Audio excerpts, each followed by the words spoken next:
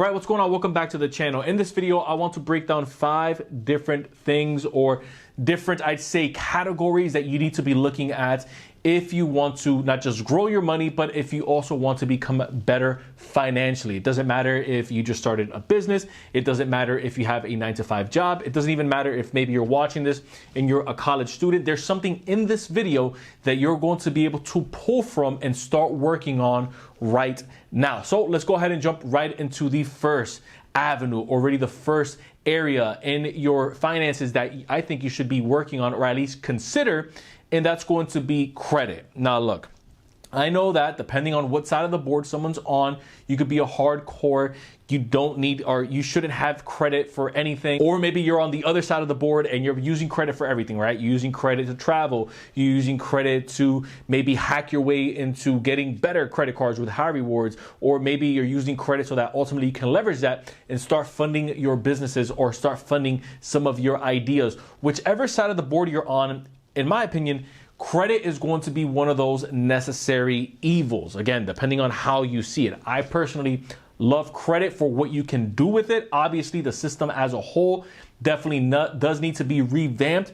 But for the purpose of this video, I'm just going to give you what I think you should be doing with credit. So when it comes to credit, you want to make sure that obviously you're making your payments on time and you're letting your trade lines or you're letting your primary accounts age as long as possible, because the payment history that you have and the utilization, meaning how much you've actually paid down on your credit cards, is going to carry right around a 65% of the total FICO score or total credit score that you have. Now, I don't just want you to get caught up with a credit score, because it's not just about a credit score. You want to make sure that you're building out the actual data points on your report. That's the amount of credit cards that you have. That's the amount of loans that you have. Do you just have revolving accounts? Do you have revolving and installment accounts? Do you just have installment accounts? Building this out allows you to get not just higher credit limits, but it also allows you to tap into some better rates and deals with banks or local credit unions. And when it comes to credit, the reason or another reason you want to have good personal credit is because it also leaks into your ability to get funding when you start to venture out into the business side. I know that we talk a lot about business credit here on this channel. We have an entire playlist dedicated to it. But whether you are on year 1 or you are on day 1, or maybe you've been in business for maybe 5, 6, 7+ years, you at one point or another are going to want to leverage debt in your favor. Now, obviously, you want to do this responsibly. I never recommend for someone to go out and get into debt, regardless of how sweet the deal may sound, unless they actually have a plan in place for how they're going to multiply the debt that they're given. Because we know that debt is not taxable, right? It's not taxed, but the income that you make from the debt is. But the cool thing is that once you start making income on the debt that comes from your business, there's certain tax write-offs and certain tax deductions and benefits that you can start tapping into,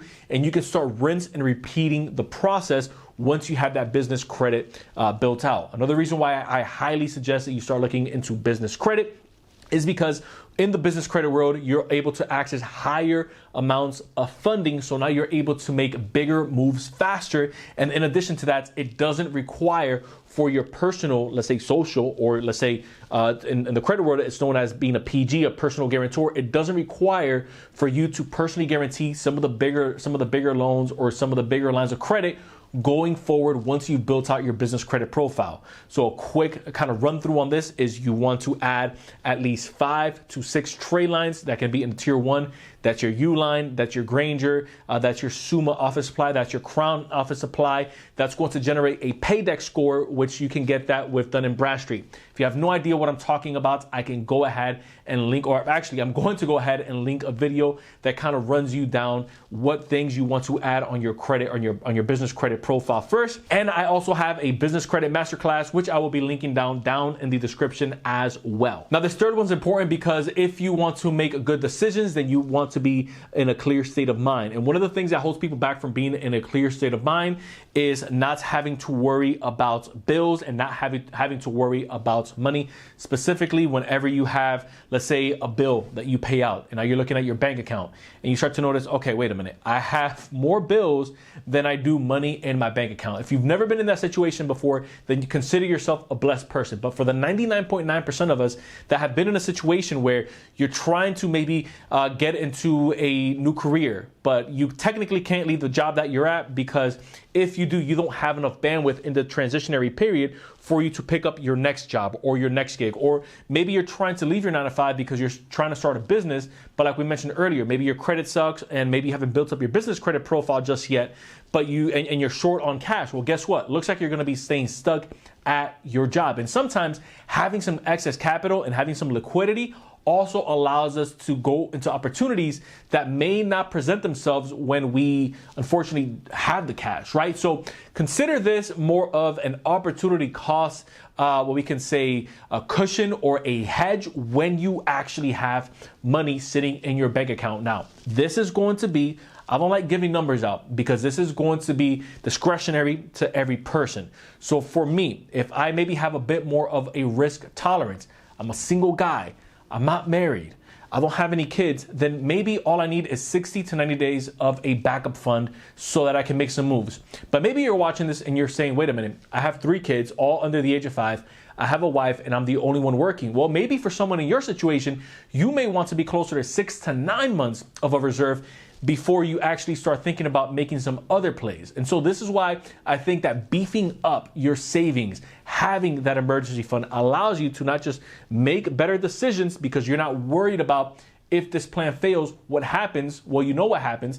If this plan fails, I have 6 to 9 months to either figure it out or change course or go back to what I'm comfortable with and back to what I'm good at. Maybe this was just a trial period. Again, this is all depending on where you're at and what your risk tolerance is. Now, the fourth thing that I think you should be looking into, and this is going to really be the segue into everything else that you do when it comes to building wealth and when it comes to making a lot of money. Again, if this is your goal, obviously you clicked on this video because you're trying to figure out how can I make more money? And obviously money is important to you. And in my opinion, money is second most important, right up there with oxygen and water. You want to invest in skills that are going to push you up either the corporate ladder or that are going to make you stand out in the marketplace. I can't tell you how many times people get caught up with, okay, well, let me just go back to school and get this degree, or let me just go ahead and, present everything else that the marketplace is doing. So if someone's offering, let's say, 4 different things on their program, let me just go ahead and offer the same 4 things, offer a bonus, and then mark it down an extra 10, 15 bucks or 20%, whatever that is. That is the worst possible way to go about it because you're not standing out from your competitors when you're handing your resume over to your employer, and you're not standing out from your competitors when you are in the marketplace and you have customers and clients that are looking and they're saying, okay, what makes this product different? Because if they're not different, then they're automatically going to gravitate toward which one can I get for the least. If you're in the corporate world, it's not which one can I get for the least. It's who can I hire for the least amount of money based off of the hour production that they're going to give me for my company. And so rather than saying, okay, these 2 candidates went to the same college or went to the same, let's say, university, what supplementary or what addition can you add in terms of a skill set that maybe the other candidates, the 4, 5, 6 candidates don't have, that you have access to? Whatever that is, maybe it's another language that you speak and you understand that maybe in the demographic that you're in, there's certain accounts that there's a language. Maybe it's Russian, maybe it's Creole, maybe it's French, maybe it's Spanish, maybe it's Portuguese that needs to be spoken. Or maybe you're the guy or the gal in your marketplace that knows how to solve a specific problem that no one else can. Now, this is going to require your thinking caps, right? No one can solve this for you. And so you want to spend day and night thinking about your customers' problems more than they do about their own issues. And once you come up with that problem, you can charge a lot of money for it because no one else is solving it at the level that you are. And the fifth and final thing that you want to study or at least start thinking about when it comes to money in 2022 is you want to study an investment vehicle that you actually understand. I don't care if it's real estate. I don't care if it's NFTs. It doesn't matter if it's crypto, stocks. I know that right now, at least at the time of this recording, the sentiment when it comes to stocks is not the best. Everyone's freaking out because their Coinbase portfolio is completely down. Their stock portfolio on their M1 Finance or on their Webull, whatever you use, is down right now, 20, 30, 40%, whatever it is. You want to study an investment vehicle that you not just understand, but that you're willing to put the work into even when things don't go your way, because this is going to create long-term habits so that you can continue to invest in those vehicles regardless of what happens in a market so that you can adjust accordingly. I think that YouTube is a great resource, but you also want to venture out, you want to read books, and more importantly, you want to get in the trenches, and maybe you want to tag along with someone that's already involved in some of the investments that you want to make, because being out there in the real world, again, is one of the best trainings that you can get because you're getting it in real time. So there you have it. Those are the 5 areas that I would focus on in 2022 if I'm serious about my money. If you stayed until this part of the video, then you definitely are serious about your money. If you found value in this content, consider hitting the subscribe button down below. Join the official community. Don't forget that anytime I'm not posting on here, I'm posting over on the Insight with Irv show, which is my podcast style channel. So if you like what we have going on over here, you'll love what we have going on over there. Once again, I appreciate you guys checking me out. Till next time, everyone, I will see you in the next video.